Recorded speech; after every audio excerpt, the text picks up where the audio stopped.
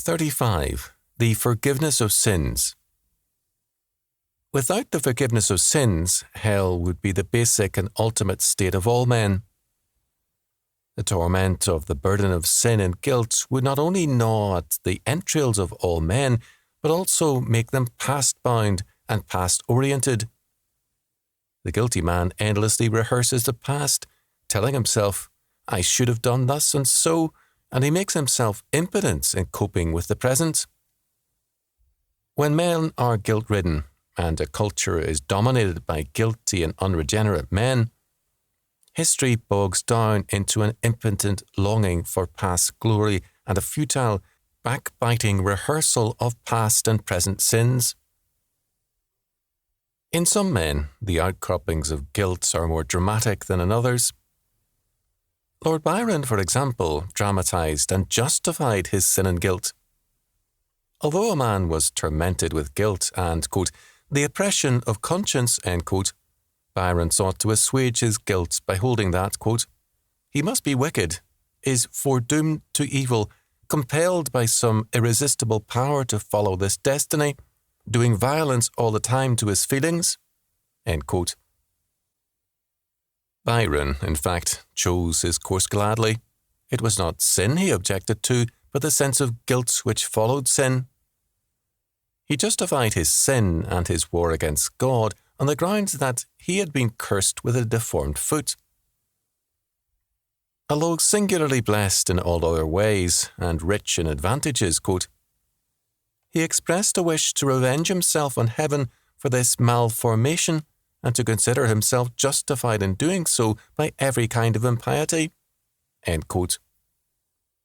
Byron was an injustice collector who wanted every possible excuse to justify his resolution to, quote, defy heaven and earth to the last, that as he had lived, so he died, that he asked no mercy, etc., with many blasphemous expressions, end quote.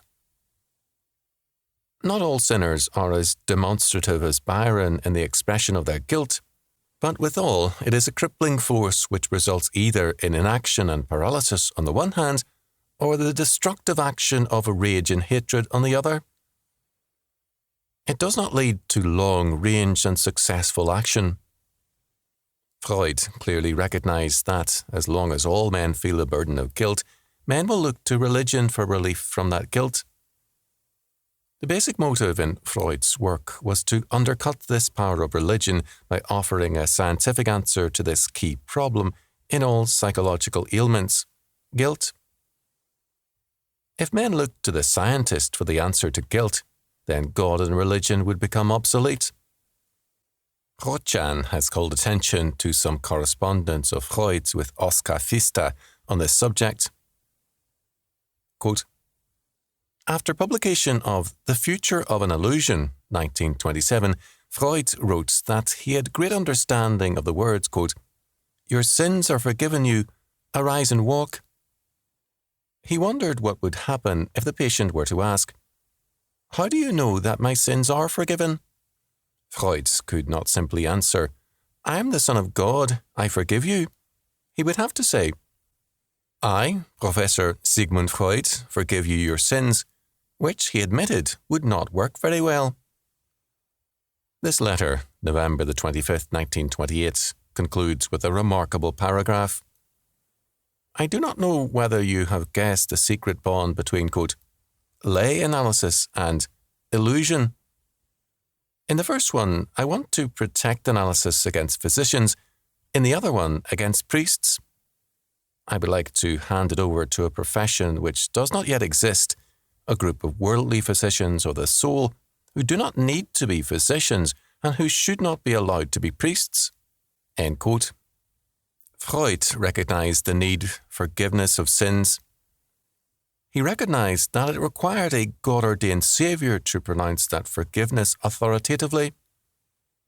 What people with psychological problems want is someone to say, Son, thy sins be forgiven thee, arise and take up thy bed and walk. Mark chapter 2, verses 5 and 9. What they do not want is the confession of sins and the confession of their need for Christ as their Saviour. They prefer to go to a Freud rather than to Christ, although both they and Freud know that the real need is for forgiveness of sins by Jesus Christ. Lord Byron was a Freudian before Freud, in that he too sought the cure to his guilt by ascribing it to something in his past history. Byron blamed his Calvinistic nurse, his mother, his heredity, and finally God, rather than face up to the facts that he delighted in sin and only regretted the guilt pangs and consequences of sin. He placed the guilt in the past and on others, and he became progressively incapable of living successfully in the present. For a man to seek forgiveness of sins from Jesus Christ requires Christ's prevenient grace. It means a readiness to face the present and to live in terms of the future. Instead of seeing sin in our past, our heredity and environment, we see it essentially in ourselves here and now. We are the problem, not others. It is our love of sin, our desire to be our own God and to reorder reality and morality in terms of our will, which brings on us the burden of guilt and remorse.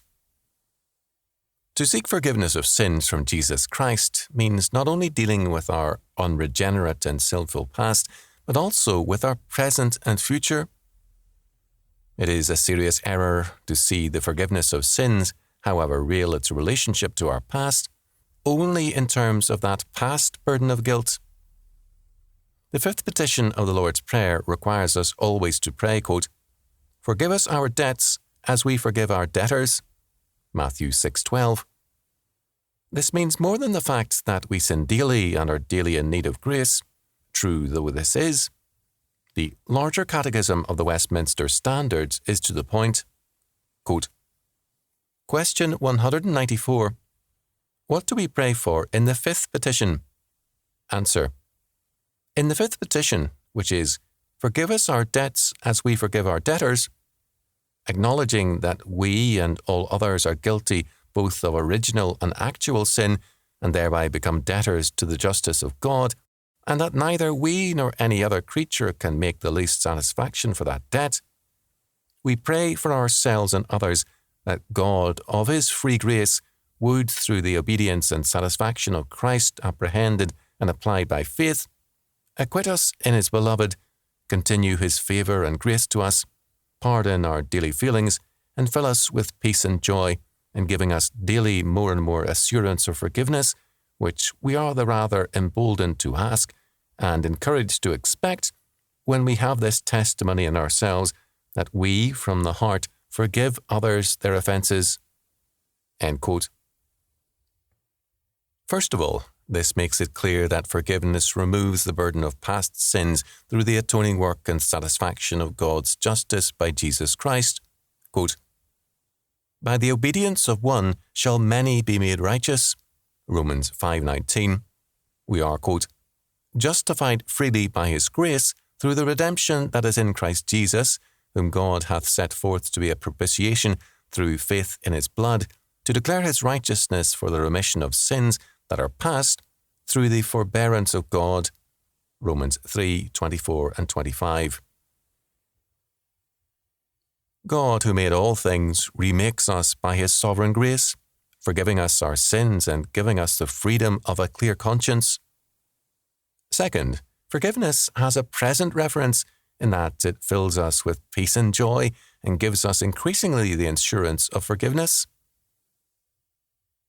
As St. Paul said, quote, Now the God of hope fill you with all joy and peace in believing that ye may abound in hope through the power of the Holy Ghost. Romans 15:13. In this benediction, St. Paul twice uses the word hope.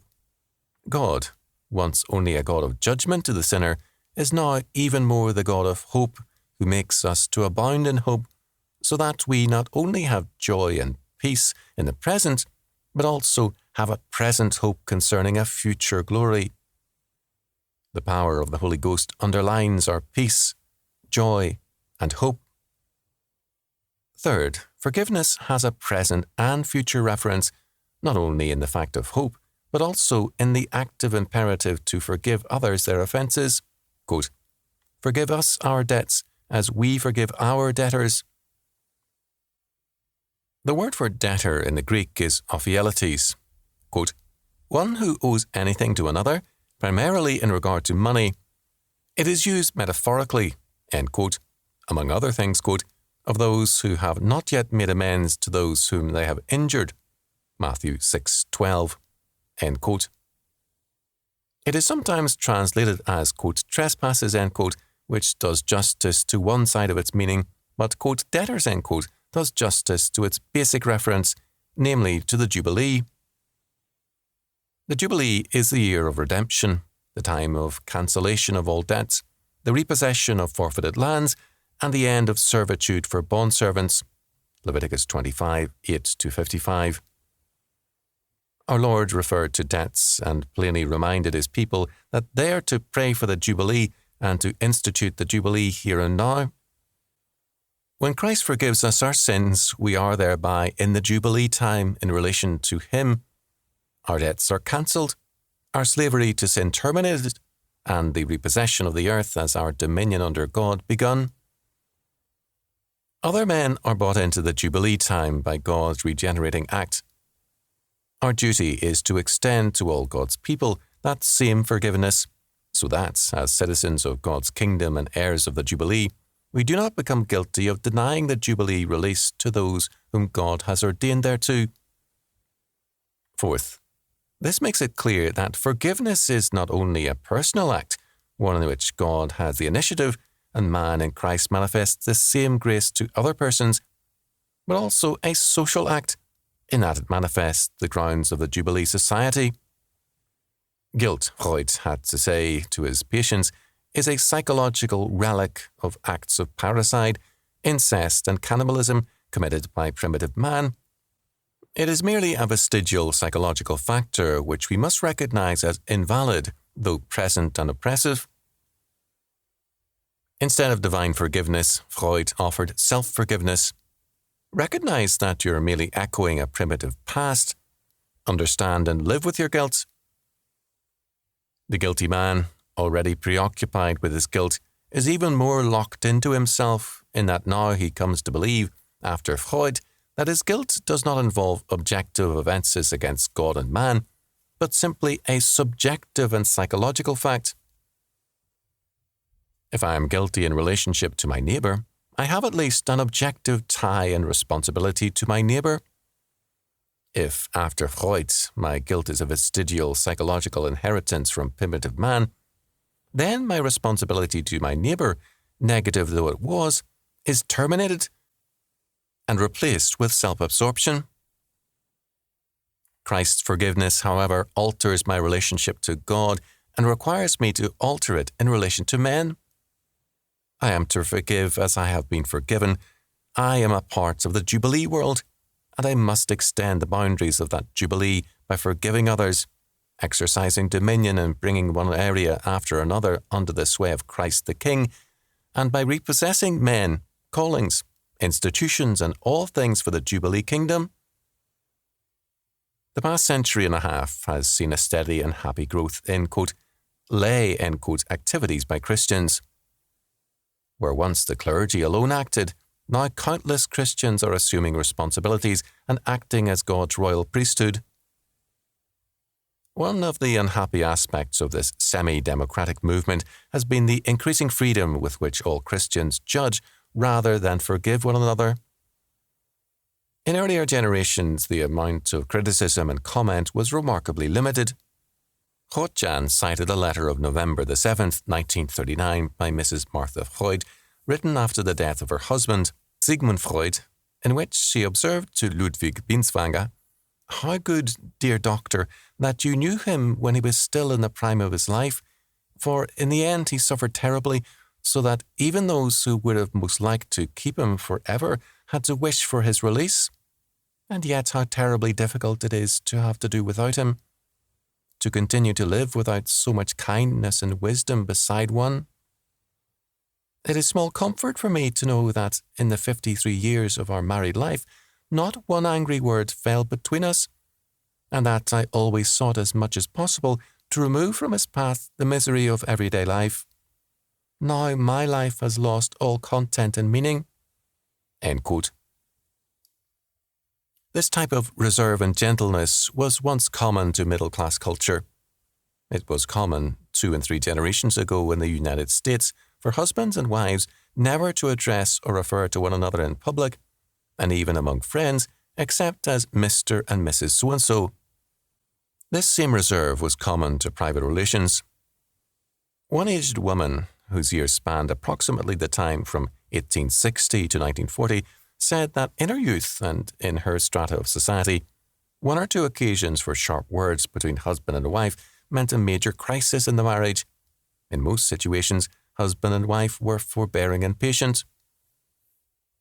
Granted that this type of reserve is an extreme and has its drawbacks, it must still be recognized that the increasing democratization of life has made everyone judge over everyone else. The major and overwhelming problem of church life is this conflict of persons created by a too ready criticism of one another. It is also the major reason for pastoral changes. The 5th petition of the Lord's Prayer is thus urgently necessary. It does not ask us to overlook heresy and flagrant sin. It does ask us to be the people of grace who, because we have been forgiven, are able to extend forgiveness to others. It does require us, as the people of the Jubilee, to manifest the joy, freedom, and release of the Jubilee to one another.